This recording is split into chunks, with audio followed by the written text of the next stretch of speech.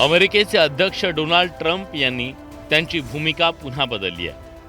इराणच्या पॉवर प्लांटवर 48 तासात हल्ला करण्याचा इशारा ट्रम्प यांनी दिला. मात्र आता ट्रम्प यांनी 5 दिवस इराणच्या पॉवर प्लांटवर हल्ला करणार नाही असं जाहीर केलं.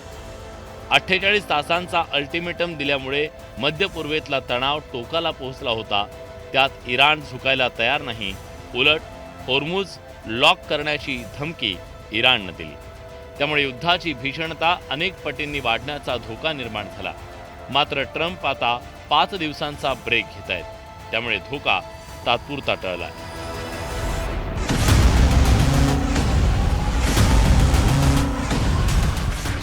अमेरिका, इस्रायल आणि इराणमध्ये सुरू असलेल्या युद्धात कोण जिंकेल हे अजून सांगता येत नाहीये.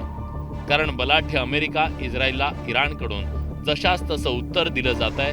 अमेरिका इस्रायलच्या हल्ल्यात इराणचे सुप्रीम लीडर अली खामेनींचा मृत्यू झाला. मात्र त्यानंतरही इराणचा आक्रमक पवित्रा दिवसेंदिवस वाढत चालला. होर्मुझ उघडा नाही तर इराणच्या पॉवर प्लांटवर हल्ला करू असा पवित्रा डोनाल्ड ट्रम्प यांनी घेतला. परिणामी इराणनं होर्मुझ खुलं केलं नाही तर गंभीर परिणाम होण्याची शक्यता नाकारता येत नाही. हल्ला झाला तर होर्मुझ कायमचा लॉक करू अशी कठोर भूमिका इराणने घेतली. संपूर्ण आठवडा इराणसोबत चर्चा सुरू ठेवू अशी सामंजस्याची भूमिका डोनाल्ड ट्रम्प यांनी घेतली आहे. त्यामुळे निर्माण झालेला तणाव निवळतो का याकडे जगाचं लक्ष लागलंय. Bureau report, news 18 Marathi.